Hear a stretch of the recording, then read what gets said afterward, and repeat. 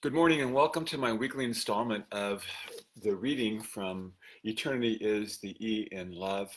That's experiencing meaning and changing the world by the power of love. And we're just about the end of this book. It's been a fabulous experience for me to read it to you. I hope that you have enjoyed it. There's some really great thoughts in this book. And today I'm going to be reading to you about different kinds of rituals. I'm going to be reading on pages 120 and following. If you have the book, you can pick it up and you can follow along and you can read it with me. If you don't have the book, you can always get it at Amazon. And all you have to do is look for Eternity is the E in Love, and you can purchase it there. I think it's $10 or $12. I think it's worth it. All right, here we go. Rituals of birth. By the way, yesterday a team member had a baby, and we're all rejoicing and happy for Kaylee. So you can rejoice with us. So this is going to be a really meaningful reading today. Rituals of birth. Births are common, yet each birth is special. In my mom's home of origin, where she was number 12 of 13, each birth was special. Mom's birth was special because she was the only one of all of her siblings to be born in a hospital. In those days, postpartum stays in the hospital were a week or longer. Grandma said she needed the rest of staying in the hospital. With 12 children, I guess so. Jennifer and I had 4 babies. Joanna was born in the hospital, but our 3 boys were all born at home. I had vivid memories of each birth.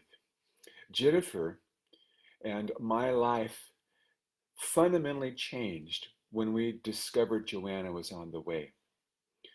And life was punctuated in oh so wonderful ways when Jared and Benjamin and Justice, who was not expected, were born. There are 5 years between Benjamin and Justice, and Jennifer and I thought that we were done having children.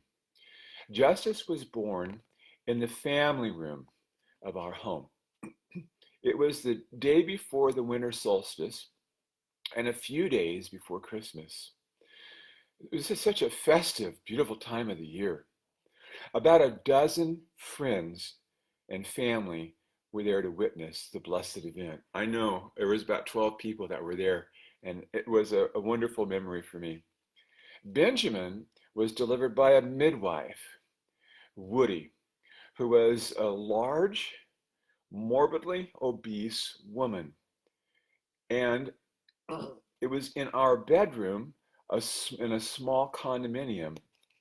She swaddled the newborn Benjamin tightly and handed him back to us like a quarterback hands the football to the running back.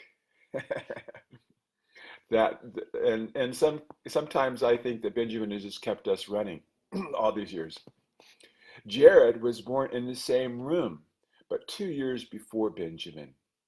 Our midwife at that time had asked if her fireman friend, a captain, could attend Jared's birth. He was wanting childbirth experience in case there was an unexpected birth in the line of duty. But Jennifer said no, as the event was very private. She seemed to lose that inhibition by the time dozens of people attended Justice's birth a few years later. Jared came rather quickly, and when the midwife came with the fireman, Jennifer welcomed him with open arms. Joanna's birth was quite different. In the hospital, it was just Jennifer and I with the hospital staff. Jennifer's mother and sisters lived far away and didn't make it for the birth in time. It was a hard 21-hour delivery. We had attended many childbirth classes, and I remember breathing with her through many contractions. A poor woman near us, I say woman, I think that she was not much more than, a teenager, in the delivery room next to us was screaming in pain. Jennifer's friend Rosemary and her mother Loretta arrived soon after the birth, but only could gaze through a window to view Joanna. Each birth is the same, and each birth is different. There are many pregnancies and many birth rituals. There are prenatal rituals in preparation for birth. Mothers focus their attention on their health and fitness to a higher degree. Arrangements are made in the home for the new baby. The weeks are numbered. Body changes require new clothes. Friends gather for baby showers and bring gifts, ensuring supplies of diapers and clothing and other items for the new baby and mom.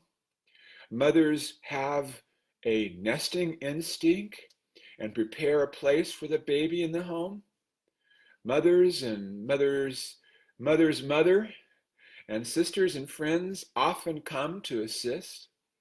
Bags are packed for a brief hospital stay. Contractions are just a few minutes apart.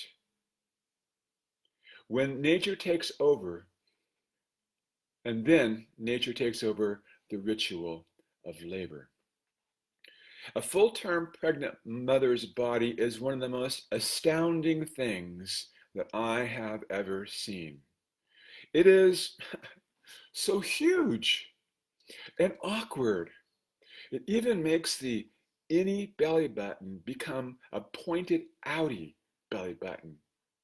Once, pregnant with Joanna, Jennifer and I were walking down the street, Main Street in Visalia, and Jennifer had that late pregnancy waddle. A drunken cowboy suddenly stopped his pickup in the middle of the street, adjacent to us, jumped out of his pickup, pointed his finger at Jennifer, and shouted, "Looky there, that lady's pregnantized." I felt horrible being part of the cause of that freakish body transformation.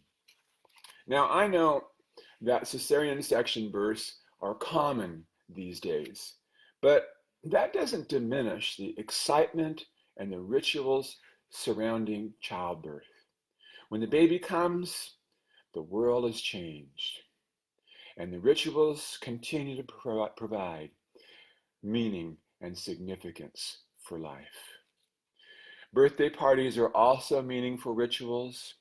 Birthdays acknowledge the fact that each person is a freaking miracle of astronomical proportions. Whether it's the first birthday or the 100th birthday, birthdays are celebrated, and they're a celebration of a person, one of billions. Make each birthday a meaningful event. Let us add meaning to all the natural rituals of family life. Every anniversary, holidays, school promotions, graduations, weddings, divorces, funerals. When we attend these rituals, we enjoy a greater feeling of meaning and significance. We're getting close to Memorial Day in a few days, and I hope that you will take advantage and remember, maybe even visit a cemetery. It's a wonderful ritual that adds meaning to life. Our lives are full of meaningful rituals. Let's just do them with intention and make them even more meaningful.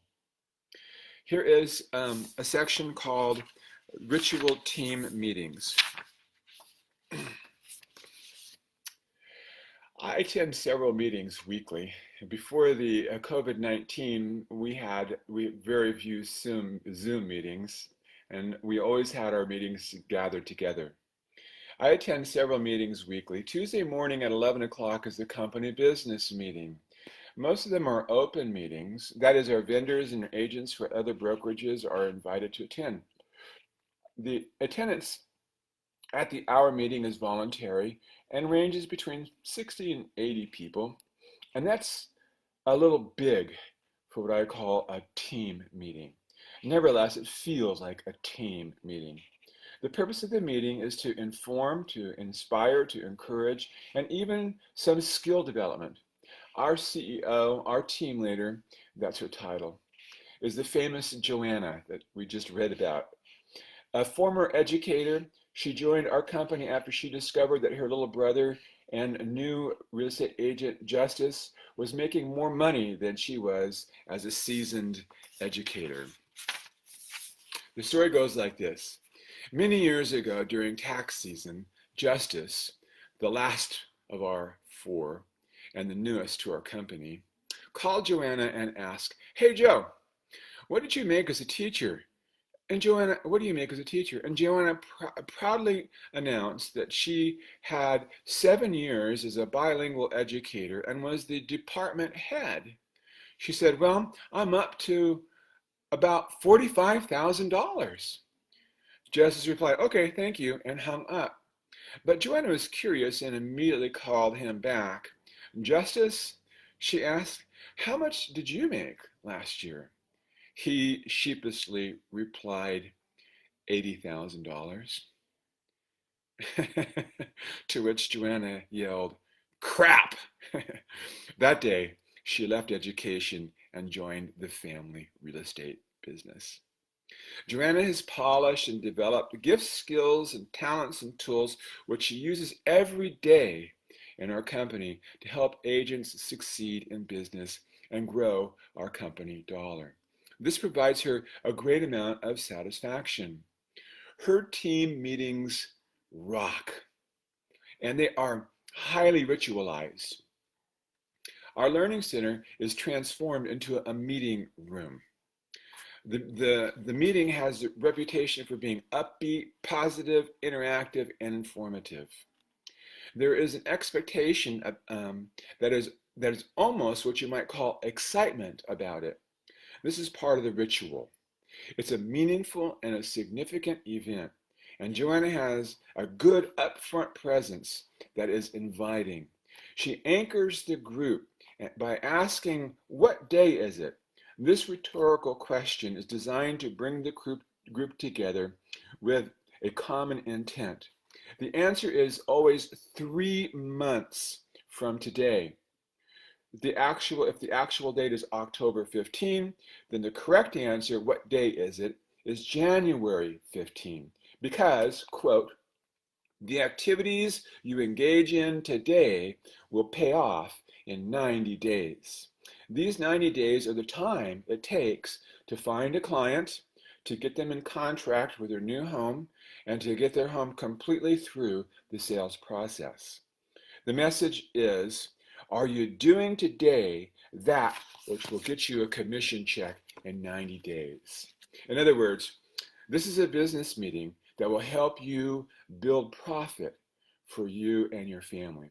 Next, she gives the team the opportunity to tell me something good from business or life. Here, the group celebrates business successes, such as, "I've got a great new listing," or personal accomplishments. "Paul and I are expecting a new baby," and the like. The celebration continues by acknowledging birthdays, new associates, and cappers. Cappers are those who meet their annual contribution to the company dollar and now receive 100% of their commission on the transactions through their work anniversary date. These are all meaningful parts of their meeting ritual. Next, Joanna gets into the meat of the meeting. Marketing trends. Always mindful about shifts in the market, like what we're experiencing right now. Skill building. best practices, technology updates, and ways for the agents to provide the best customer service that leads to more and better transactions and commissions. There is this is the information part of the ritual. The book and closing of the meeting is when the CFO announces the production for last week, revealing who was productive. This is always an interesting part of the meeting, and brings everyone back around to the original anchor of the meeting. What day is it? The production numbers and the incentive they provide reinforce the meaning and the significance of the work. Making sure the ending is pleasant, the CFO provides a moderately difficult riddle that is challenging and fun, the way that we want the business experience to be. Compare your meeting with Joanna's. Is the intention of your meeting to provide a significant and a meaningful experience for your people while they receive and process information? Are the rituals of your meeting meaningful, not merely habit? Do your rituals guide your people in attributing meaning to the meeting experience? Do your rituals add to the story your people create in their mind about their work? Are your rituals organic and flow naturally from one to another? Do you provide a good ritual ending? Rituals add meaning and significance, even to meetings. And that's what I have for you today. By the way, it looks like I only have one or two more sections in this book, and then I'm going to start reading to you a new book that is yet to be published. I'm just waiting for a few little tidbits to add to the end of the book, but we're going to start reading from the O book.